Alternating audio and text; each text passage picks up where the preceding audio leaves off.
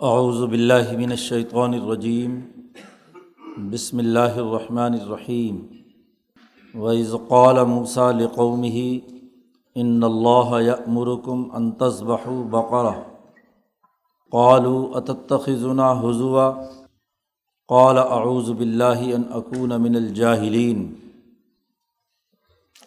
قَالُوا ادْعُ لَنَا رَبَّكَ يُبَيِّن لَنَا مَا هِيَ قال انه يقول انها بقرة لا فارض ولا بكر عوان بين ذلك فافعلوا ما تؤمرون قالوا ادع لنا ربك يبين لنا ما لونها قال انه يقول انها بقرة صفراء فاقع لونها تسر الناظرين قالوا ادع لنا ربك يبين لنا ما هي ان البقرة تشابه علينا وَإِنَّا إِن شَاءَ اللَّهُ لَمُهْتَدُونَ قَالَ إِنَّهُ يَقُولُ إِنَّهَا بَقَرَةٌ لَا ذَلُولٌ تُثِيرُ الْأَرْضَ وَلَا تَسْقِي الْحَرْثَ مُسَلَّمَةٌ لَا شِيَّةَ فِيهَا قَالُوا الْآنَ جِئْتَ بِالْحَقِّ فَذَبَحُوهَا وَمَا كَادُوا يَفْعَلُونَ وَإِذْ قَتَلْتُمْ نَفْسًا فَادَّارَأْتُمْ فِيهَا وَاللَّهُ مُخْرِجٌ مَا كُنتُمْ تَكْتُمُونَ فَقُلْنَا اضْرِبُوهُ بِبَعْضِهَا كَذَلِكَ يُحْيِي اللَّهُ الْمَوْتَىٰ وَيُرِيكُمْ آيَاتِهِ لَعَلَّكُمْ تَعْقِلُونَ۔ بنی اسرائیل سے خطاب چل رہا ہے۔ بنی اسرائیل کے جو معاملات اور اس جماعت پر اللہ نے جو انعامات و احسانات کیے ہیں ان کی تفصیلات بیان ہو رہی ہیں۔ ایک سچی جماعت تیار کرنے کے لیے انبیاء علیہم السلام کو جن مراحل اور مسائل سے گزرنا پڑتا ہے انہیں قرآن حکیم یہاں بیان کر رہا ہے، اور اس کا مقصد بھی یہ ہے کہ ایک نئی جماعت کی تیاری کے لیے انبیاء علیہم السلام جس قدر جد و جہد اور کوشش کرتے ہیں اس کو نمونہ قرار دے کر نبی اکرم صلی اللہ علیہ وسلم کے زمانے میں صحابہ کی تعلیم و تربیت، بلکہ قیامت تک مسلمانوں کی تعلیم و تربیت کے لیے ایک طریقہ کار وضع کیا جائے۔ ماضی کی تاریخ اس لیے یاد دلائی جا رہی ہے کہ کیسے کیسے کن کن مراحل سے انبیاء علیہم السلام کی جماعتیں گزری ہیں، بالخصوص بنی اسرائیل، جن پر اللہ نے انعام و احسان بھی کیا اور انہیں تمام اقوام پر فضیلت بھی دی تھی۔ تو ایک فضیلت والی تربیت یافتہ جماعت تیار کرنے کا طریقہ کار کیا ہے، اسے قرآن حکیم یہاں بیان کر رہا ہے۔ اس کے ضمن میں انسانی زندگی میں جب تربیت کا عمل ہوتا ہے تو بہت سے لوگ ہوتے ہیں جو اس تربیتی مرحلے میں ناکام ہو کر جماعت کے دائرے سے نکل جاتے ہیں، اور بہت سے ہوتے ہیں جو تربیت پا کر اگلے مراحل کی طرف گامزن ہو جاتے ہیں۔ یہی کچھ بنی اسرائیل کے اس تعلیمی اور تربیتی مرحلے میں، تنظیمی مرحلے میں ہوا ہے۔ پیچھے جتنے بھی واقعات گزرے ہیں جن کا قرآن حکیم نے تذکرہ کیا ہے وہ اسی تناظر میں، جو لوگ ان تربیتی مقاصد کو پورا نہیں کر سکے وہ ناکام ہو گئے، ان کی ناکامیوں کا تذکرہ ہے، اور جو ان تربیتی مقاصد سے گزر کر بات کو سمجھ کر عقل و شعور کا استعمال کر کے صبر و استقامت کے ساتھ آگے بڑھتے رہے، کامیاب رہے۔ پیچھے اس سے پہلے ہفتے کے روز کے قانون کی خلاف ورزی کا تذکرہ آیا تھا، اور یہاں اس جماعت کی جو بنی اسرائیل موسیٰ علیہ السلام کے گرد و پیش میں ہیں ان کی اخلاقی تربیت کا ایک واقعہ بیان کیا ہے۔ امام شاہ ولی اللہ دہلوی رحمۃ اللہ علیہ فرماتے ہیں کہ انبیاء علیہم السلام اور ان کی جماعتوں پر جتنے واقعات گزرتے ہیں وہ دراصل اگلے دور کی تقریبات اور ان کو ایک مرحلے سے دوسرے مرحلے میں داخل کرنے سے متعلق ہوتے ہیں، تقریبات، احالات پر مشتمل ہوتے ہیں۔ ایسا ہی معاملہ یہاں ہے مولانا سندھی رحمۃ اللہ علیہ نے کسی جماعت کی تربیت کے تناظر میں دو چیزوں کو واضح کیا ہے ان آیات کی روشنی میں۔ ایک تو یہ کہ ایک ہوتا ہے قانون اور ایک ہوتا ہے اخلاق، خلق۔ خلق کا تعلق فرد کے نفس کا نفس کے لیے کیا ہوا کام کہ انسان اب ذاتی طور پر کن اخلاقیات کا مالک ہے، وہ اپنے لیے کیا سوچتا ہے، اس کی رائے قائم کرنے کا انداز و اسلوب کیا ہے، اس کا اجتماعیت کی زندگی بسر کرنے میں اس کے دوسرے لوگوں کے ساتھ ذاتی رویے کیا ہیں، تعاون باہمی ہے، لڑائی ہے، جھگڑا ہے، افتراق و انتشار کی سوچ ہے۔ اسے کسی قانون میں منضبط نہیں کیا جاتا، یہ افراد کی طباع اور مزاج کے مطابق، اجتماعیت کے مطابق اس کے اخلاق کا اظہار ہوتا ہے۔ اور ایک ہوتا ہے قانون۔ تو حضرت سندھی رحمۃ اللہ علیہ نے فرمایا کہ جب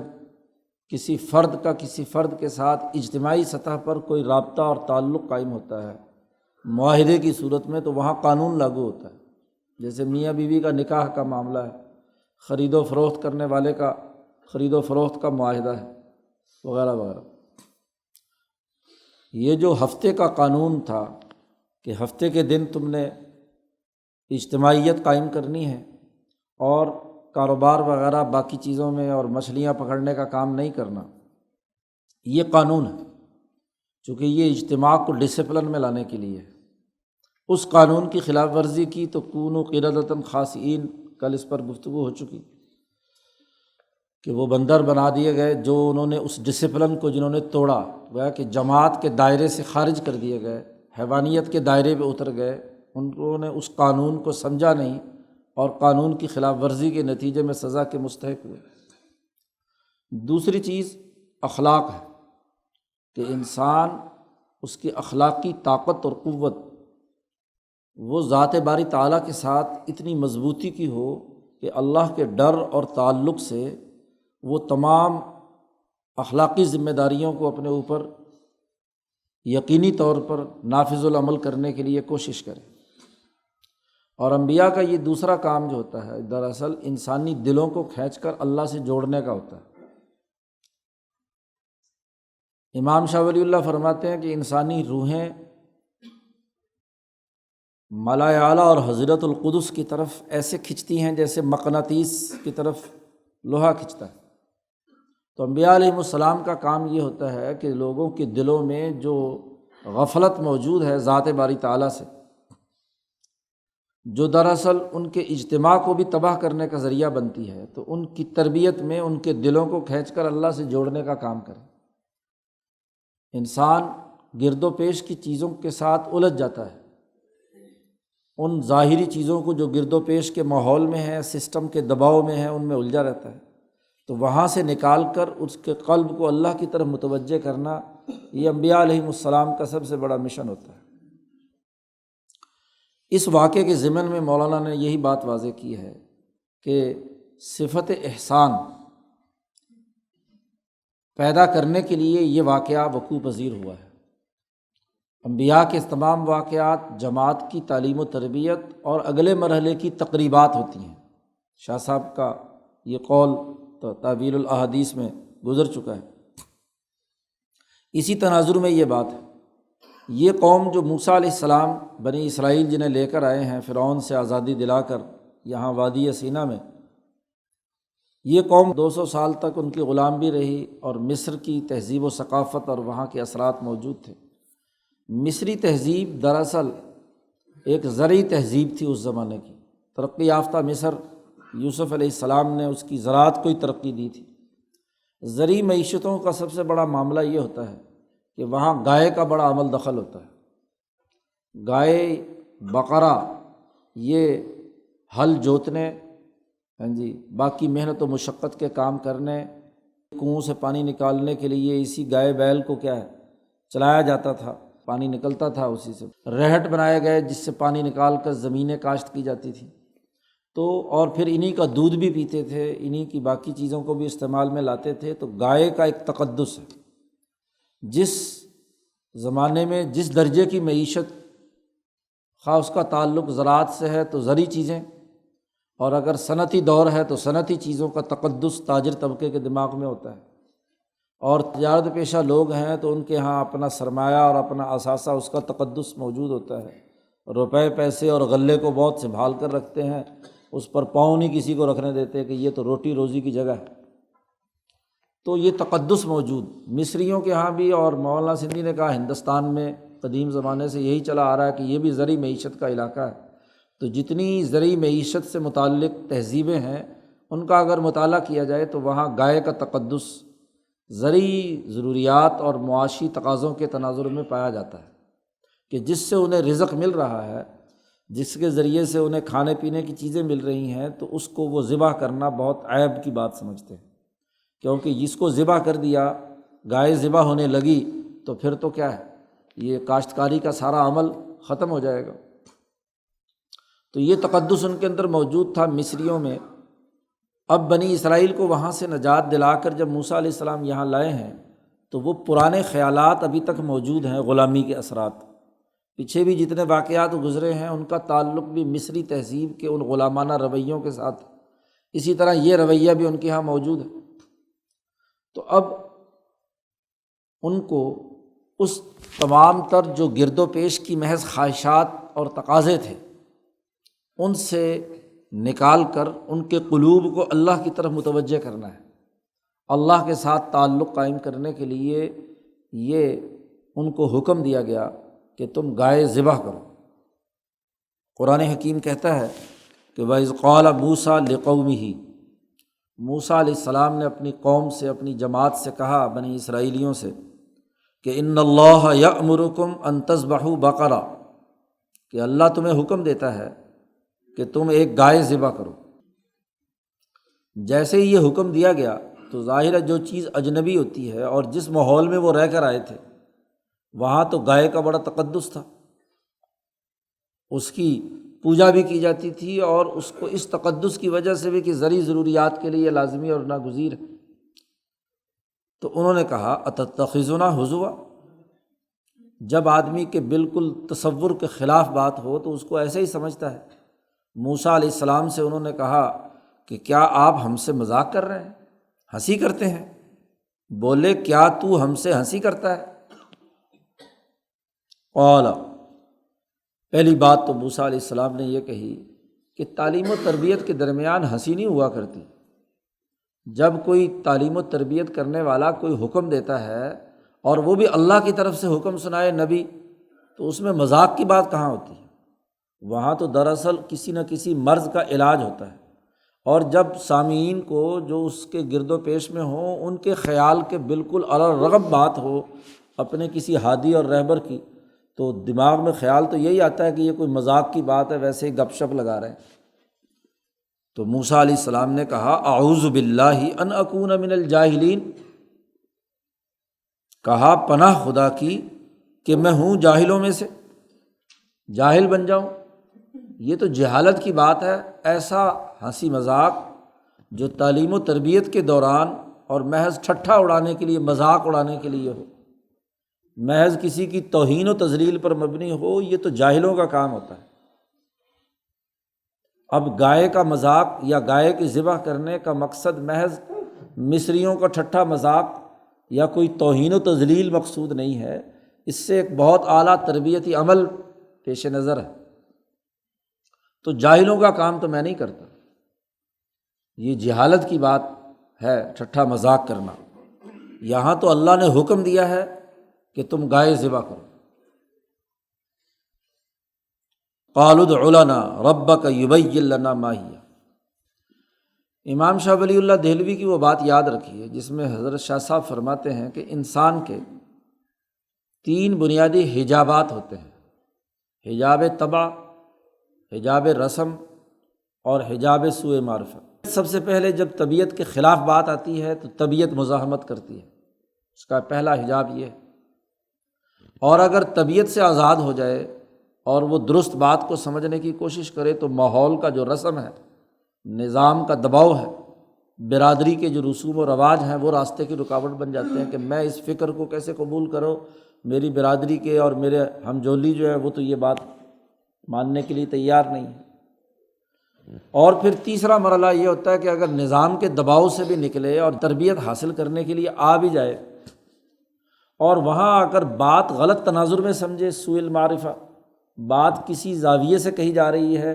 اور سننے والا اس کا کوئی اور ہی مطلب سمجھ رہا ہے یا آدھی بات سمجھ رہا ہے آدھی چھوڑ رہا ہے، تو یہ بھی تربیت کے معاملے میں بڑی نقص کی بات ہوتی ہے، حجاب سوء معرفت اسے کہتے ہیں۔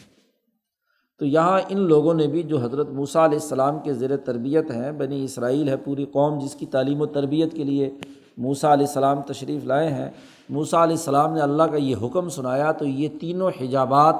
بالترتیب ان کے دماغ میں پیدا ہوئے اور اسی کے مطابق ان کے سوالات ہیں۔ جب آدمی کے اپنے تصور یا تخیل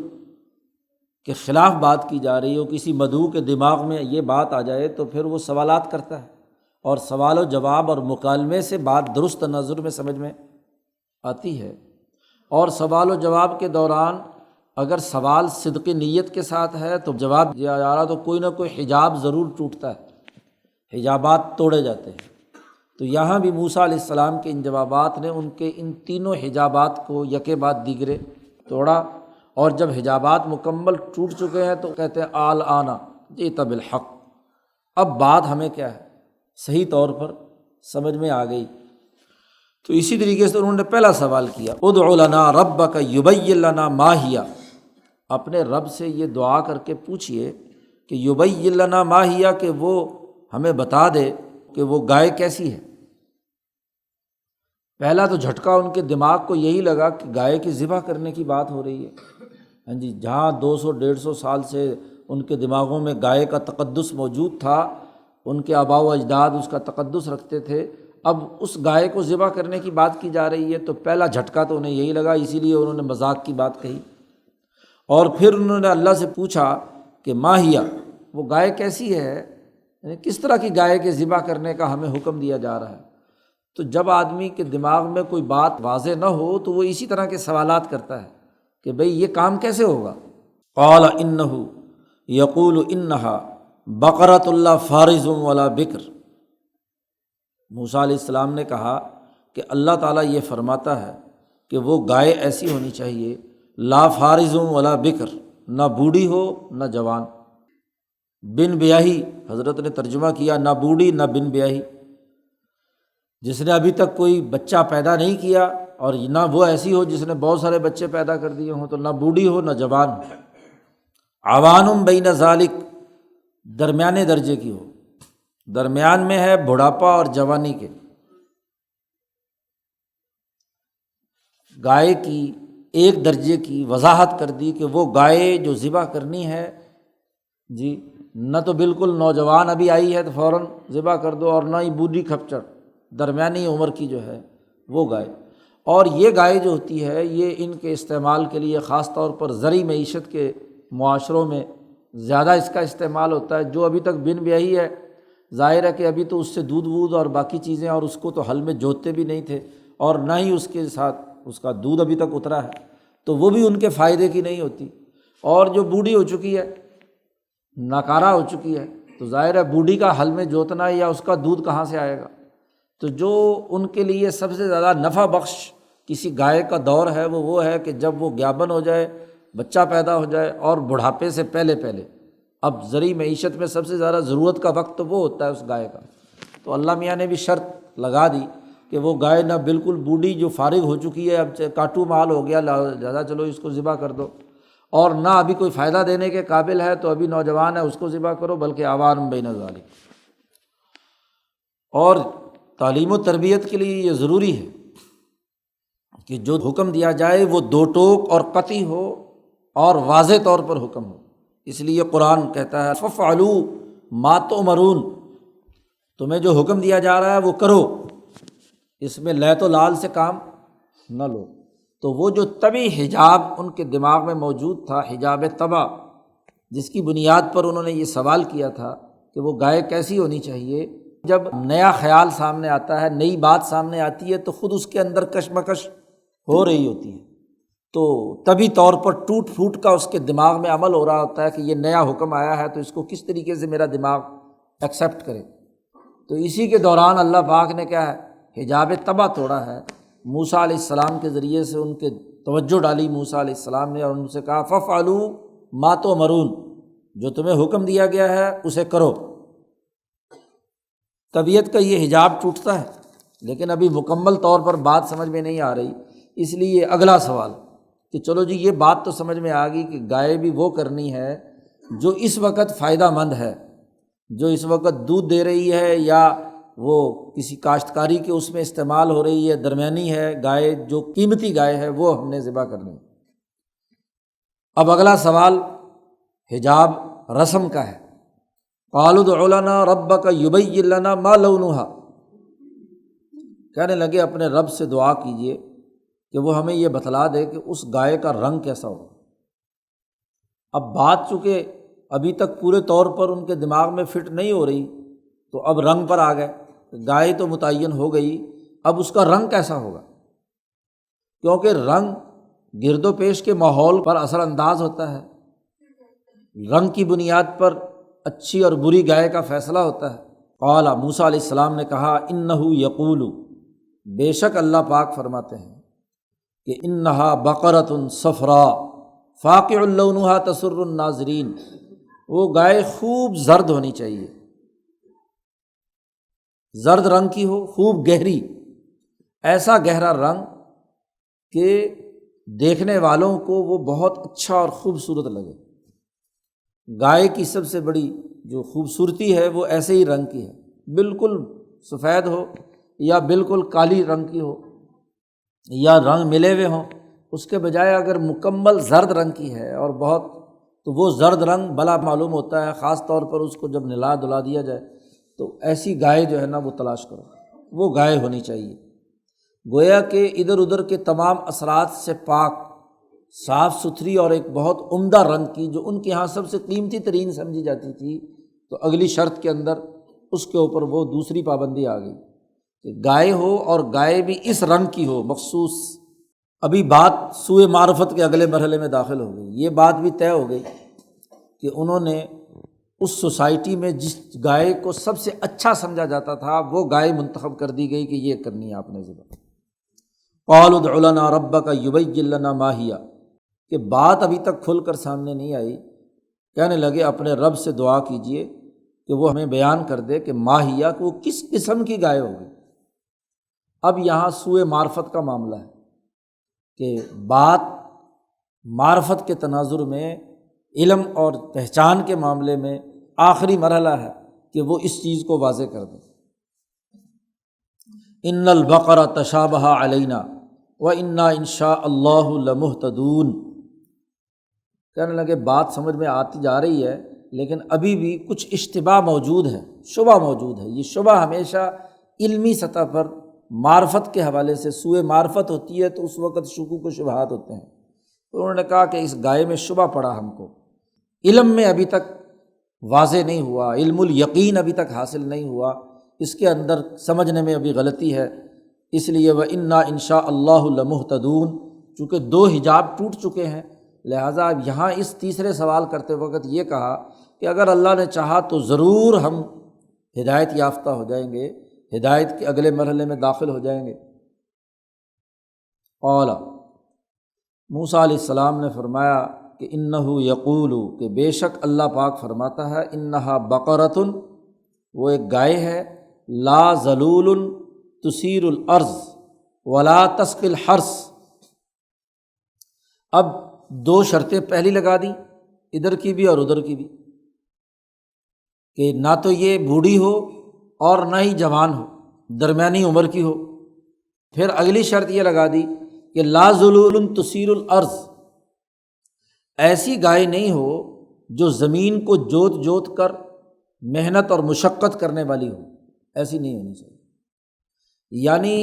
ہے تو زمین جوتنے کے قابل، لیکن ابھی جوت جوت کر وہ محنت کر کے تھک نہ چکی ہو، لا ذلول تثیر الارض۔ اور ہے تو وہ کسی کنویں پر پانی نکالنے کی صلاحیت اور استعداد والی، لیکن لا تسقی الحرث، اور وہ پانی دیتی ہو کھیتی کو، ایسی بھی نہیں ہونی چاہیے اس وقت وہ یہ کام نہ کر رہی ہو، یعنی پلی پلائی ہو اور تیار ہو، قابل ہو، استعداد رکھتی ہو یہ کام کرنے کی، لیکن کر نہ رہی ہو۔ اب یہ ایک نوجوان تھا جو اپنی ماں کی بڑی خدمت کرتا تھا، اس نے ایسی گائے پرورش کی تھی، بالکل اسی رنگ کی، اسی طرح کی، اور اس کا ارادہ تھا کہ بیچ کر اپنی ماں کی ضروریات، اپنے گھر کی ضروریات، خود اپنی شادی بیاہ وغیرہ سارے معاملات مکمل کروں گا۔ اب وہ اس کے گھر میں کھڑی ہوئی تھی، بے عیب ہو، مسلمۃ لا شیۃ فیہا، اس میں کوئی داغ بھی نہیں ہونا چاہیے۔ کسی جب بھی ہل میں جوتا جاتا ہے تو ظاہر ہے کوئی چابک مارا، کوئی نشان پڑ گیا، یا اسی طریقے سے پانی کے لیے جب اسے ہانکا جاتا ہے تو وہ بھی،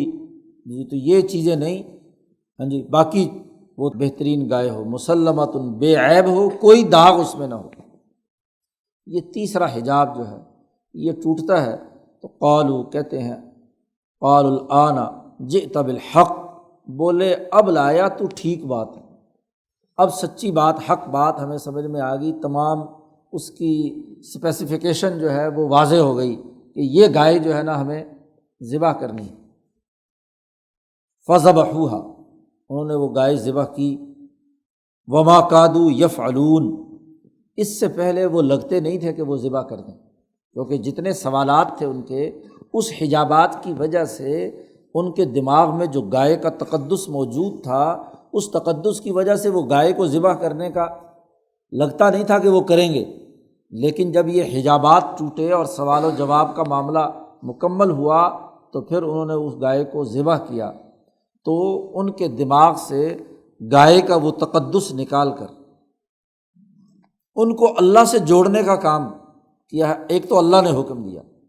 مولانا سندھی کہتے ہیں کہ تجلی اعظم کے ساتھ انسانی قلب کا رابطہ پیدا کرانا، ہر نبی کا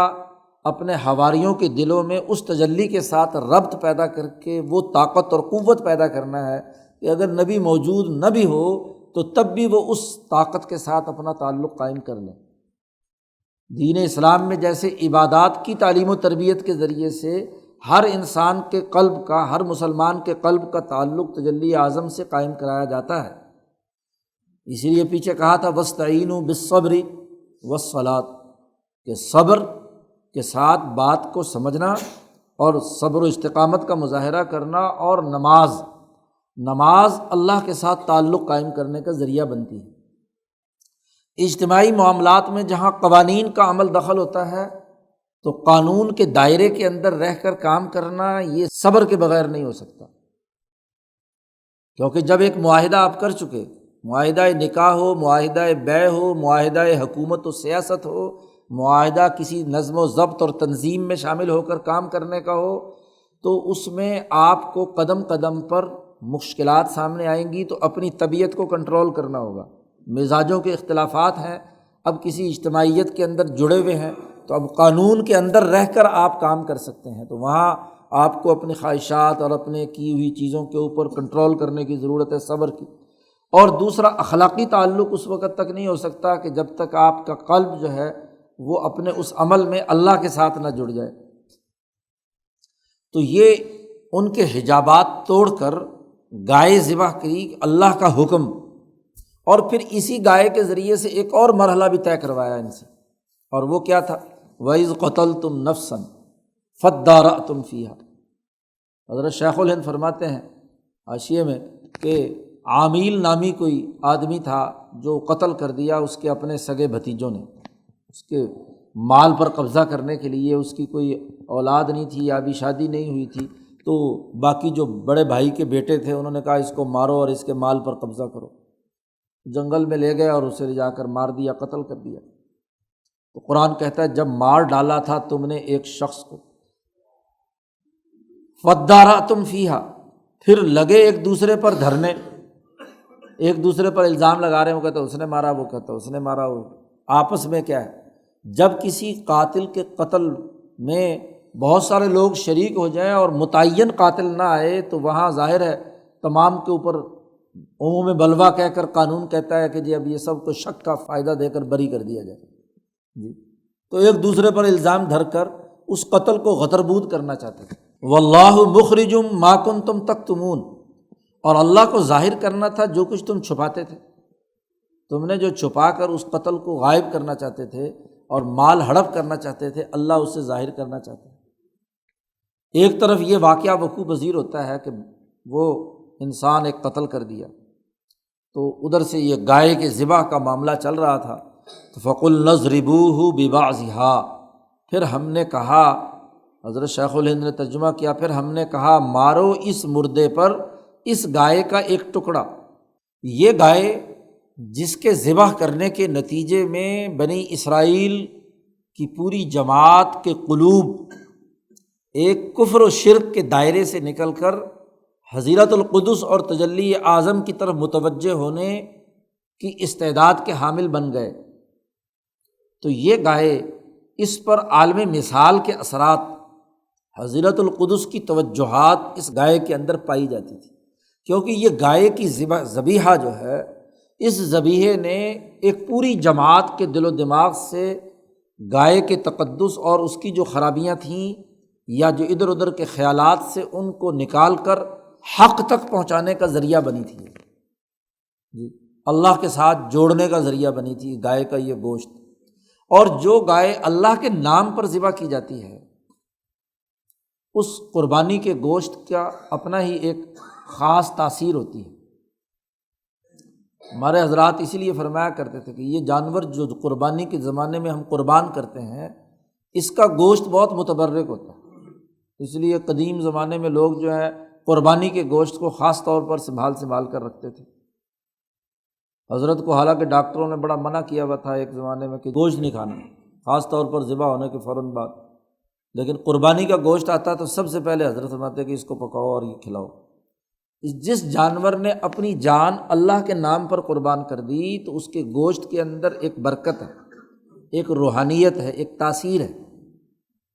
ایک محض کھانے کے لیے ذبح کیا جانور تو اگرچہ وہ بھی اللہ کے نام پر ذبح کیا ہے، لیکن وہ تو صرف آپ نے اپنی ضرورت کو پورا کیا ہے، لیکن ایک انسان نے اللہ کے ساتھ تعلق قائم کرنے کے لیے، تقویٰ کے حصول کے لیے، دلوں کے ادب کے نام پر گائے کو قربان کیا ہے، تو اس گوشت کے اندر وہ قربانی کی روح جو ہے وہ آ جاتی ہے، اس کی ایک تاثیر پیدا ہوتی ہے۔ اب یہ گائے جسے ذبح کیا گیا تھا، اس نے ایک بہت بڑی جماعت کو فرش سے نکال کر عرش تک پہنچا دیا، حق تک پہنچایا، احسان کی صفت ان کے اندر پیدا کی، تجلی اعظم سے ربط کا ذریعہ بنی یہ گائے، تجلی اعظم کے اور عالم مثال کی طاقت اور قوت اس کے گوشت میں پیدا ہو گئی۔ اب اس گائے کا ٹکڑا، وہ جو قتل ہوا ہے جنگل میں انسان، جی اس کے ساتھ لگایا گیا، حکم دیا، فقلنا، ہم نے کہا۔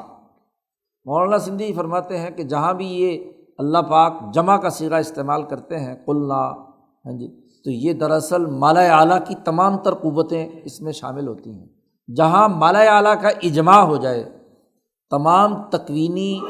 اور تشریعی فرشتے وہ ایک پیج پر آ جائیں، اجماع مالا اعلیٰ یہ قلنا ہے، تو ان تمام قوتوں نے جو یہاں ذات باری تعالیٰ نے اس کائنات کا نظام چلانے کے لیے مقرر کی ہیں، ان تمام نے، جن میں موت و حیات کے معاملات بھی اسی نظم و نسق کے ساتھ ہیں، تو اس اجتماع نے کہا کہ اس کو اضربوہ ببعضھا، مارو اس مردے پر اس گائے کا ایک ٹکڑا۔ تو وہ ٹکڑا جس میں ایک خاص قسم کی روحانیت اور ایک مثالی طاقت اور قوت موجود تھی، وہ جب اس مردے کے ساتھ ملایا گیا، اور آج سائنس یہ کہتی ہے کہ ایک مردہ مرنے کے 36 گھنٹے تک اس کا دماغ زندہ رہتا ہے۔ دماغ کا مرنے کا عمل، ہاں جی، کوئی 2 دن کے بعد جا کر کیا ہے ختم ہوتا ہے دماغ کے سیل، باقی جسم جو ہے وہ تو اس میں سے روح نکل گئی، وہ تو بیکار ہو گیا، لیکن دماغ کے سیل برقرار رہتے ہیں۔ یہ اسی لیے وینٹیلیٹر پر کچھ عرصے کے لیے ڈال دیتے ہیں کہ جب تک دل سے سانس چلایا جا رہا، دماغ تو اس کا موجود ہے، تو وہ سانس کچھ نہ کچھ چلتا رہتا ہے۔ جیسے ہی وینٹیلیٹر ہٹایا تو بندہ ختم ہو گیا۔ وینٹیلیٹر پر ڈالنے کا مطلب ہی ہے کہ بندہ مردہ ہو چکا، تو ادھر سے وہ مقتول ہے، اور ابھی اس مرحلے میں ہے کہ دماغ کے سیلز مکمل طور پر مردہ نہیں ہوئے۔ جیسے ہی وہ روحانیت اور مثالی جو گوشت ہے اس گائے کا وہ اس کے جسم کے ساتھ ٹکرایا تو وہ دماغ اس کا ایکٹیو ہو گیا۔ یہ ایسے ہی جیسے وینٹیلیٹر پر آپ ڈالتے ہیں، مصنوعی تنفس دیتے ہیں، اور اسے ہوش آیا اور اس سے پوچھا کہ تمہارا قاتل کون ہے؟ اس نے کہا کہ وہ جو بھتیجے تھے اس کے، ان کے نام بتا دیے کہ ان لوگوں نے مجھے کیا ہے قتل کیا ہے۔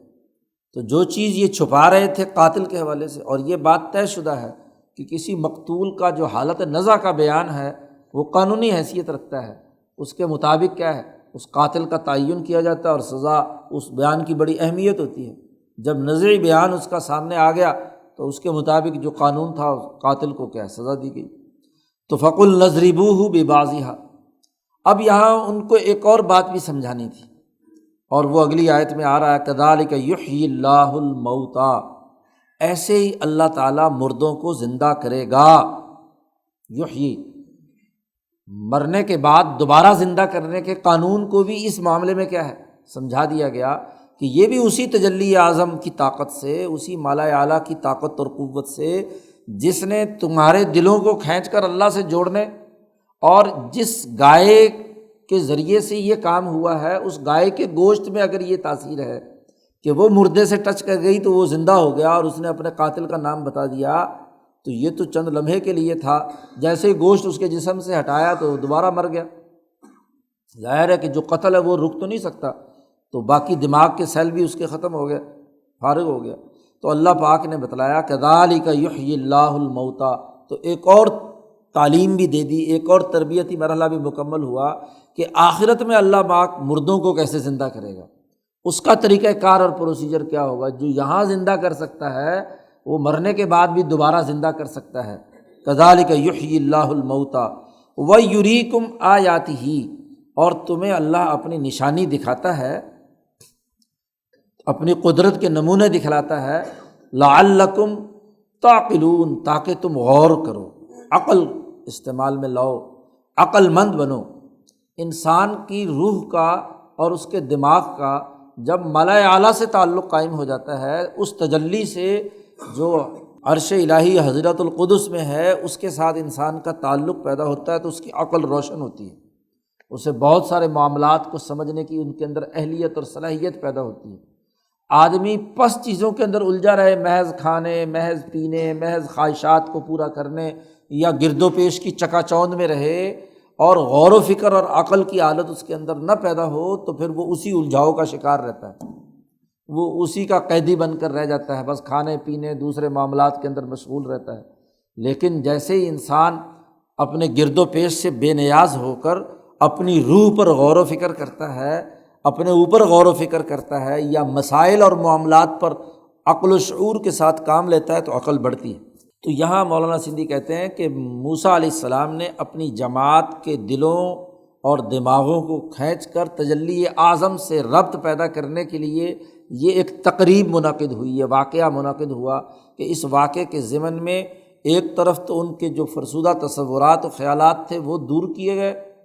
گائے سے متعلق، کہ گائے کچھ نہیں ہے، اصل تو اللہ کی طاقت اور قوت ہے۔ گائے جوت لو، بیل جوت لو، اور محض زرعی معیشت ہی آخری اور حتمی بات نہیں ہے، بلکہ تجارت بھی ہے۔ اس سے پہلے من و سلوہ بھی ان کو مل چکا ہے، وہاں بھی اصل میں وہیں کے مطالبے سے تو یہ بات سمجھ میں آئی کہ ان کے اندر ایک خرابی ہے، کہ وہاں من و سلوہ مل رہا ہے، بٹیر مل رہے ہیں، بہت عمدہ قسم کی تمام غذائیت سے بھرپور غذا مل رہی ہے، اس کے باوجود کہتے ہیں کہ ہمیں پیاز چاہیے، ہمیں مسور کی دال چاہیے، ہمیں تو کاشتکاری سے متعلق تمام چیزیں۔ تو کاشتکاری کا دماغ میں خیال موجود ہے، پتہ چل رہا ہے اس سے کہ ابھی یہ زرعی معیشت سے جو ریلیٹڈ چیزیں ہیں ان سے ابھی تک یہ مانوس ہیں، اس لیے وہاں بھی یہ کہا گیا کہ اتستبدلون الذی هو ادنی بالذی هو خیر، کہ ایک ادنا چیز کو تم قبول کر رہے ہو اعلیٰ چیز کے مقابلے میں۔ عمدہ بٹیر اور گوشت جس میں بھرپور توانائی ہے، جو انسان کی عقل کو بلند کرتی ہے، اس کو چھوڑ کر دالیں کھانا چاہتے ہو، پیاز کھانا چاہتے ہو، سبزیاں کھانا چاہتے ہو، تو یہ تو پست ذہنیت کی بات ہے۔ تو انبیاء نچلی ذہنیت سے نکال کر اوپر کی طرف لے جانا چاہتے ہیں۔ حضرت مولانا محمد قاسم نانوتوی رحمۃ اللہ علیہ نے ایک رسالہ لکھا ہے تحفہ اللحمیہ، اس میں حضرت نے گوشت کے حوالے سے گفتگو کی ہے، تو حضرت نے فرمایا کہ انسان کی جو سب سے بہترین غذا ہے وہ گوشت ہے۔ گوشت انسان کے لیے بنایا گیا۔ حضرت نے فرمایا کہ یہ پٹھے اور چارہ جو ہے، یہ دالیں شالیں، یہ تو جانوروں کے لیے ہیں اور جانور ہمارے لیے ہیں۔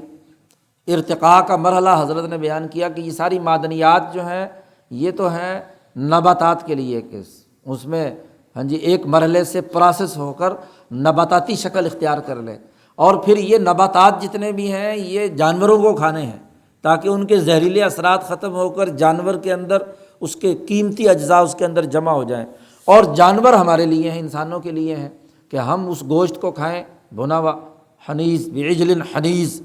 قرآن نے تذکرہ کیا۔ تو یہ جو بنی اسرائیل ہیں، ان کے ہاں ابراہیم علیہ السلام نے بھی ان کی دعوت کی تھی تو اسی سے بچڑے سے کی تھی۔ عربوں کے ہاں، بنی اسماعیل کے ہاں بھی گوشت کا استعمال تھا۔ تو بات یہ ہے کہ بلندی کی طرف لے جانا ہے، تو یہ ابھی پستی کی طرف ہے۔ تو جیسے وہاں وہ سبزیاں وغیرہ مانگ رہے ہیں تو گائے کا تصور بھی ضرور ہوگا، تو وہاں تو ان کو اس سے نکالا ہے، اور یہاں وہ جس گائے کے ذریعے سے ان کی زرعی معیشت آگے چلتی تھی تو اس کی حقیقت واضح کی کہ یہ ایک درجے کی چیز ہے،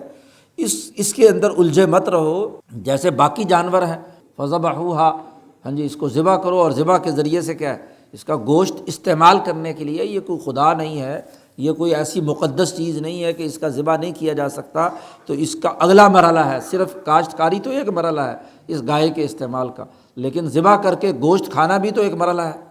اور پھر چونکہ اس میں وہ روحانیت پیدا ہوئی تو ایک انسان جو قتل ہو چکا ہے اس کو زندہ کرنے کا بھی وہ ذریعہ بنا۔ تو یہ صفت احسان پیدا کرنے جماعت کی تعلیم و تربیت میں بڑا بنیادی واقعہ ہے۔ اسی واقعے کی وجہ سے اس پوری سورت کا نام سورۃ البقرہ رکھا گیا کہ یہ حجابات کو توڑنے، جماعت کے نظم و نسق کو درست طور پر قائم کرنے، پرانے فرسودہ تخیلات کو ختم کر کے بلندی نفس پیدا کرتا ہے، اور عقل کا ذریعہ لعلکم تعقلون، تو عقل کو بلند کرنے کے لیے یہ اہم ترین واقعہ ہے۔ تو چونکہ اس صورت میں یہ سب سے نمایاں ترین واقعہ ہے جو تعلیم و تربیت کے مراحل سے انسانوں کو اگلے مرحلے میں داخل کرتا ہے، اس لیے اس پوری صورت کا عنوان ہی سورۃ البقرہ رکھا گیا۔ تو یہ اس واقعے کے بنیادی نتائج ہیں، باقی گفتگو انشاءاللہ کل کریں گے۔ اللہم صلی علی محمد۔